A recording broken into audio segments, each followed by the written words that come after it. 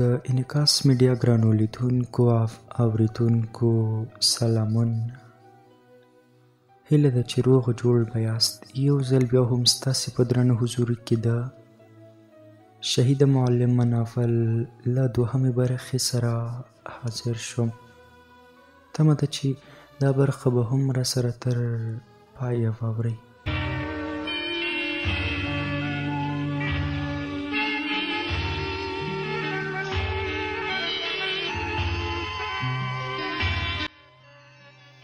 کتابچه مې خلاصه کړه. په لومړۍ صفحه کې د انګلیسي حروفو په ښکلي خط لیکلي وه حسن افغان. بله صفحه مې واړوله، لیکلي وه زما د ژوند داستان. پوه شوم په لوستلو مې یې پیل وکړ. پکې لیکل شوي وه زموږ 6 کسیزه کورنۍ ډېره ښکلې وه. مور مې، پلار مې، ما مشر ورور مې چې یوسف نومېده، زه له ما 2 غبرګونې خور او ورور چې خور مې سلګۍ او ورور مې سلمان نومېده. موږ د ننګرهار ولایت په یو داسې ولسوالۍ کې وو چې ډېره ښکلې وه. زموږ کور په داسې ځای کې وو چې چاره چاپېره ترې پټي ول. کور ته مخامخ مو یوه غونډۍ وه چې بیخ یې تور سړک تېره شوی وه. موږ او کاکا مو په یو کور کې اوسېدو. کاکا مې دهقاني کول او پلار مې ډریور و. سهار به له کوره ووت او ماښام به راته. ژوند مو ډېر ښکلی و. د کور کارونه به مې مور او کاڼي په شریکه کول.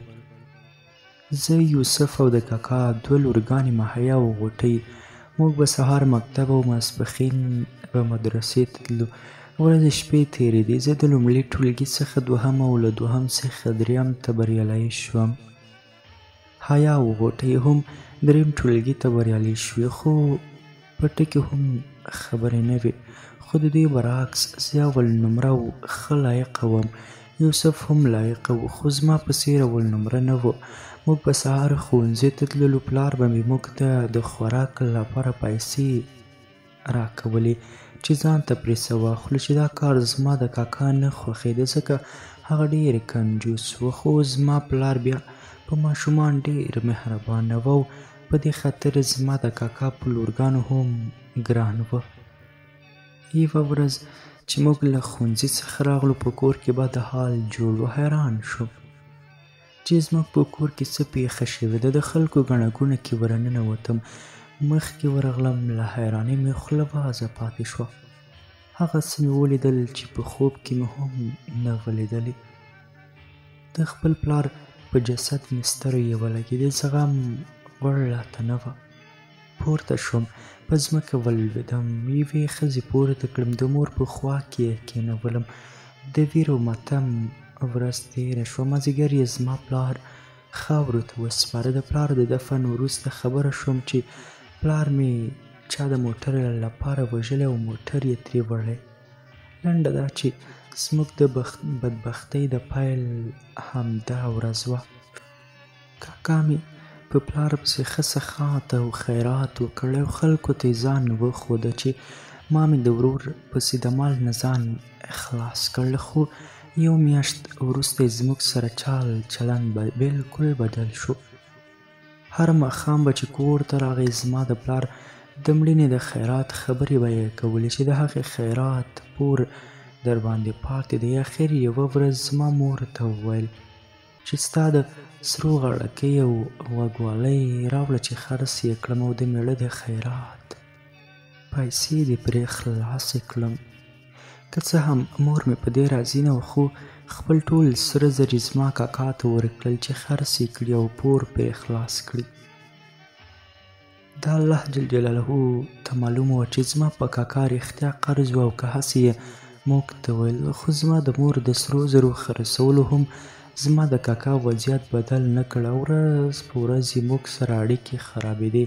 کانې چې مې زما د مور سره ډېر ښه چلند کاوه اوس پوره بدله شوې وه. د کاکا لورګانو مې ما او یوسف ته له سره د انسانانو په نظر نه کتل او موږ ته به یې ویل چې خیرات خورو، زموږ پلار یې راوړي او تاسو یې خورئ. سوالګرو وشرمېږئ، ځان ته ډوډۍ پیدا کړئ. حیا او غوټۍ به موږ ته خبرې کولې او کاني به مې ورته خندل. لنډه دا چې په کور کې موږ د حیواناتو په څېر ژوند درلود. د څو میاشتو سخت ژوند نه وروسته مې کاکا موږ ته خپله پرېکړه داسې واوروله، هغه مو کوټه ده، پکې به ناست اوسئ او نشئ کولی نور زموږ د کور خواړه وخورئ. اوس مې نو مور ته د پلار د غم سره بیره د بچو د نفقې غم هم ور سره شو. خلکو ته به یې ټیکري او جامې جوړول او موږ ته به یې پرې خوراکي توکي اخیستل، خو هغه دومره پیسې نه وې چې زموږ ضرورتونه دې پرې رفع شي. زه او یوسف اوس 4م ټولګي ته بریالي شوي وو او سلمان او سلګۍ مو هم په لومړي ټولګي کې شامل کړي وو. د حامد کرزي بابا د حکومت دوره وه. ښوونځیو ته به قلمونه او کتابچې ښې پرېمانه راتلې او یا به الله جل جلاله زموږ غربت ته کتل. هره میاشت به یې کتابچې او قلمونه راکول. ښوونکو هم راسره ډېره مرسته کوله. مور مې هم تشویقولو. هره ورځ چې به ښوونځي ته تللو ویل به یې چې تاسو ډېره لایقه یاست، ښه درسونه زده کوئ. حال دا چې زما مور نالوستې او کلیوال ښځه وه، خو په دې پوهېده چې زما تشویق زما بچي یو ځای ته رسولی شي. سهار به ښوونځي ورته تلو، ماسپښین به راتلو. خپل کوچنی ورور سلمان او خپلې کوچنۍ خور سلګۍ سره مو هم په درسونو کې مرسته کوله. هر ماښام به د لاټین رڼا ته د کورنۍ دندې لیکلو ته ناست وو، خو زیات وخت به موږ کره تیاره وه. مور به مې ډېره لاټین لګولو ته نه پرېښود. ویل به یې چې تیل به خلاص شي، بیا به یې څه شي اخلو. نو بیا به مو کورنۍ دندې سهار لیکلې. د ژمي په موسم کې به یخنۍ سخت ځورولو، ځکه کوټه کې به تیاره وه چې موږ کورنۍ دنده لیکلی وای او بهر به یخنۍ ته ناسته سخته وه. سلمان او سلګۍ به زیاتره وخت ویل چې زموږ یخنۍ کېږي، چې په دې وجه به ترې هره ورځ کورنۍ دنده لیکل پاتې وه او مکتب کې به یې وهل خوړل. چې کومه ورځ به خوږ شو نو بیا به ماسپښین له مدرسې پاتې کېدل او کورنۍ دنده به یې لیکله. خو مور مې نه غوښتل چې موږ دې له مدرسې څخه پاتې شو. د ښوونکي حسنا کیسه مې تر دې ځایه ولوسته، سخت یې خواشینی کړم. کتابچه مې بنده کړه، پاڅېدم، ساعت ته مې وکتل، د خبرونو وخت و. په موبایل کې مې راډیو ونیوله، خبرونه مې واورېدل. ټول خبرونه داسې وه چې زما خفګان یې نور هم زیات کړ. له خونې راووتم، بهر هوا ډېره یخه وه. بېرته اطاق ته ننوتم. د ماسخوتن په لمانځه ودرېدم، لمونځ مې ادا کړ. الله جل جلاله ته مې لاسونه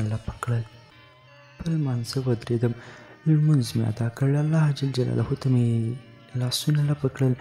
یا ربه، زموږ په هېواد کې دا منټغرې خپورې کړې، نور موږ له دغو غمونو بدبختیو څخه وساته. یا ربه، نن ورځې وروسته داسې پیښې مه راولې چې موږ پرې خفه شو. په خپلې دعا مې امین وکړ او جاینماز مې ټول کړ. ډېر زیات ستړی وم. په خپل ځای کې اوږد وغځېدم. عبدالله ته مې ورغږ کړل: وا هلکه، بېګا ته زما پر ځای پیره وکړه. عبدالله راغی، راته یې وویل: ولې هلکه؟ ورته ومې ویل: تبه لرم. عبدالله ته دې خدای ورکړه. هلک په دې مکتب کې خو به د کومه نجلۍ نور غلی شو. ومې ویل: کومه نجلۍ یعنې څه؟ یعنې کومې نجلۍ سره خو به دې اړیکه نه لرله، د دې لپاره چې زموږ ورېندار شي. ومې ویل: یاره، تر اوسه دې ورور دا ښوونځی لیدلی هم نه و. نن اوله ورځ وه چې زما دې ښوونځي ته پام شو. په دې وخت کې عبدالله بهر کوم هلک ته غږ وکړ. په دروازه کې چې وته ویې ویل: هلکه بېغمه شه، زه ستا پر ځای پیره کوم. زما هم ډېره یخني کېده. کمپله مې په سر راکش کړه. تر سهاره په ځان نه وم پوه شوی. د موبایل د ساعت زنګ د سهار لمانځه ته راویښ کړم. د سهار د لمانځه څخه وروسته ووتم، دعا خانې ته لاړم، چای مې وڅښه. له طعام خانې څخه راووتم، د کور سره مې اړیکه ونیوه. موبایل مې کوچني ورور وکی کړ. د کور احوال مې ترې واخیست. د مور پوښتنه مې ترې وکړه، بهر چېرته وتلې وه. د خویندو پوښتنه مې وکړه. مکتب ته تللی، موبایل مې قات کړ. د خویندو د مکتب د تګ خبرې راته تېرې ورځې د مکتب چاودنه رایاد کړه. د کوچنیو ماشومانو مړینه، د ملازم مرګ او د ښوونکي حسنا کیسې خو بیخي بل ډول کړی وم. اطاق ته ننوتم. یو ځل بیا مې د ښوونکي حسنا کتابچه راواخیسته او په لوستلو مې یې پیل وکړ. اور چې مې د ټیکریو په جوړولو کومې پیسې ګټلې ډېرې کمې وې. نور څه پرې نه کېدل. مور مې غوره ګڼله چې په خپلو ګټلې شویو پیسو وریجې واخلي. هره ورځ به مو پخولې. یوه ورځ چې موږ له مکتب څخه راغلو، سلمان ډوډۍ غوښته. مور مې ورته وویل: زویه، ډوډۍ خو نشته، وریجې مې پخ کړي دي، درته به یې واچوم. خو سلمان په ژړا شروع وکړه: دا نه خورم، ماته ډوډۍ. خو ډوډۍ چېرته وه؟ تر مازدیګره یې وژړل. اخر مازدیګر مې مور دې ته راضي کړله چې وریجې وخوري. سلمان هم ملامت نه و.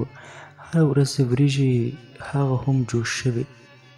غوړي، پیاز، رومیان او نور شیان موږ کرنول. مور به مې وریجې په اوبو کې واچولې او اور به یې ورپسې بل کړ.